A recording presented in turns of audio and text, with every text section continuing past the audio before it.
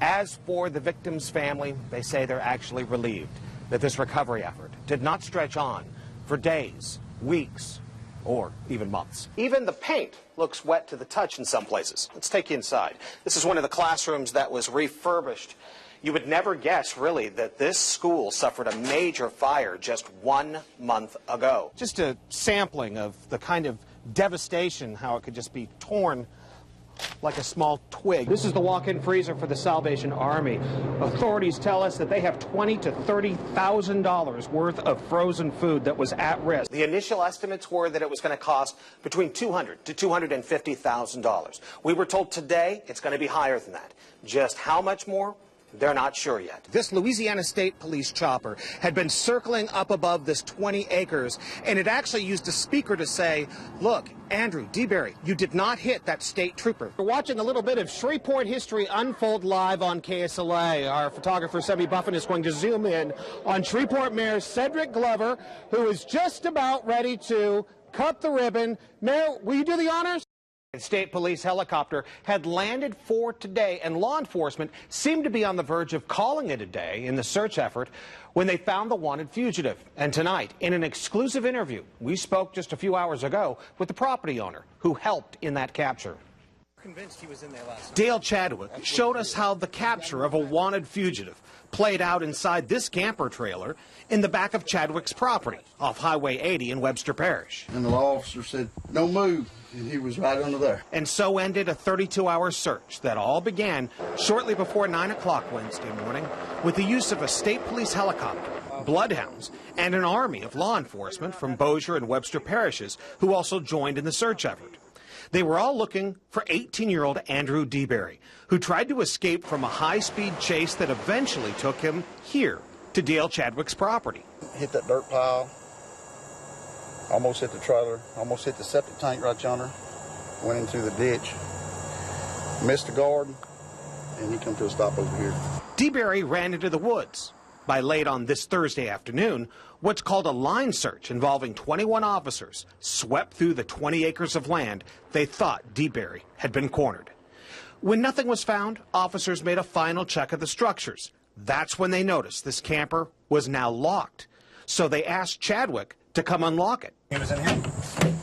Chadwick says the officer behind him first spotted DeBerry right under the table, balled up. He didn't resist or nothing. Now under arrest, DeBerry also faces a charge of attempted first-degree murder, accused of trying to run over a state trooper during Wednesday's chase. When he described it to me, you know, he said, I'm either going to have to jump on the hood and roll off or just get out of the way. And it was, he came within probably less than a foot or two of hitting him. According to Dale Chadwick, the property owner, the young fugitive told him that he'd spent the entire night and all of today in that camper. That may help explain why Andrew DeBerry looked to be in such good shape, considering that the search was entering its 33rd hour when he was finally discovered. Troopers took DeBerry to the Bayou Dorchit Correctional Center, where he's locked up tonight. Jeff Ferrell, KSLA News 12. Well, first of all, it is a mountain of paperwork. It took hours to go through all of this. Now, this right here, this is a 3-page list of all 54 tax liens against Sam L. Jenkins, Jr. in Caddo Parish. That's for the last 30 years. All but 9 of those liens have now been resolved or canceled, some very recently. And then this right here, this is all the paperwork for the 22 civil lawsuits involving Jenkins over the very same time period. Most of these have now been resolved one way or another, but not all of them. Despite this massive paper trail, Sam Jenkins decided to run for Shreveport mayor anyway. My name is Sam Jenkins, and I would like to be your next mayor. Sam Jenkins expressed excitement and optimism about the future of Shreveport. But it's Jenkins' past that delayed this campaign announcement for 5 months. We want Sam! We want Sam! Despite the chants from a group calling itself the Committee to Recruit Sam Jenkins back in March, the city councilman indefinitely postponed his campaign announcement after word came of several unresolved tax liens and civil suits against him. I am working on those matters. I believe that most of them are old. It's just a matter of getting them canceled out of the records. Jenkins blamed his financial troubles on his private law practice and his clients. I serve a clientele who struggles to pay their bills, and in doing so, that affects me and my ability to take care of some of my business. But then came Jenkins' news conference on this Friday afternoon. Let me begin this campaign by saying, I am not a perfect man, but I am a very prayerful man.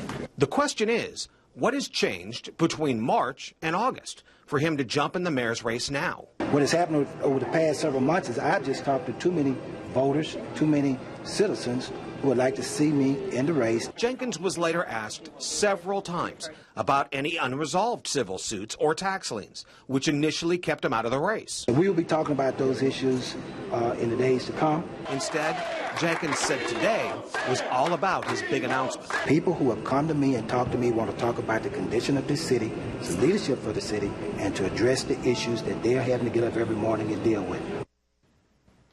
Jenkins says those issues that matter most to voters include public safety, road conditions, a lack of jobs, and improving the quality of life in Shreveport. There's no word yet from Jenkins or his campaign exactly when he might address those lingering questions about the unresolved civil suits and tax liens against him. Jeff Ferrell, KSLA News 12. He was beating me half to death all across the house. Could not get away from him. But Deanne, as we'll call her, did somehow escape from her abuser back in 2010. She eventually made it here, inside the Providence House Domestic Violence Safe House in Shreveport. If it hadn't been here, I would have died. But this week, Providence House announced it could no longer afford to manage the safe house. They plan to accept their last client April 30th, with the last client leaving May 25th. That's where State Representative Patrick Williams stepped forward, talking with the city, state, and community leaders to find a new nonprofit that could step in and take over the shelter. Oh, it hasn't happened. There's not a matter if, it's just a matter of when. So yes, it's definitely going to happen. Here at Government Plaza, Shreveport Mayor Cedric Glover says domestic violence is a life or death situation. That's why he says it is completely unacceptable to even think about the city of Shreveport without a domestic violence shelter for even a single night.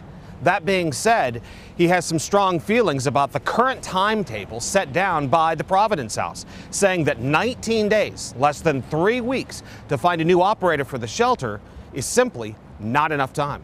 No. Instead, Mayor Glover is asking Providence House to at least honor their current contract with the state of Louisiana. At the very least, at this point, you have a contract that takes you through the end of this fiscal year. That fiscal year ends on June 30th. Providence House Executive Director Simone Hennessy has passed the mayor's request onto her board of directors, but there's no timetable when they're supposed to meet again. And Hennessy says she's confident a new agency will be found to run the safe house. We will find somebody here. We will find somebody. I don't think there's no doubt in my mind that there is going to be somebody. We let him stay in the house. He stayed there. When he get ready to go out, he'd go to the door. Charlotte Hubbard isn't talking about a stray dog she took in and potty trained.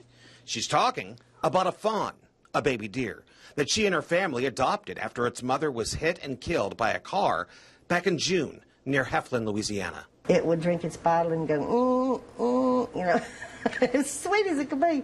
Needless to say, the family, including a granddaughter, quickly became attached to the fawn. Enough so, the family decided to name him John Deere. He would jump up on me when he wanted his bottle, and I'd say, okay, John, just a minute, and I'll feed you. John Deere seemed the perfect name, especially considering that's also her ex-husband's name. He's pictured here with his namesake. 2 months would pass. Then came a knock at the door. It was a police officer asking about a criminal case in their neighborhood. And he spotted John Deere inside. And he said, that's illegal to have a deer. And I said, well, don't tell on me. I said, we're going to put a collar on him and turn him loose. Hubbard says within 20 minutes, Louisiana wildlife and fisheries agents were at her door to take away John Deere. I asked them, and they said they were going to euthanize him. That's kill him. She pleaded for the agents to help find John Deere a new home. Because we're attached to him. He's a sweet little deer. You know, I don't know. They probably already killed him.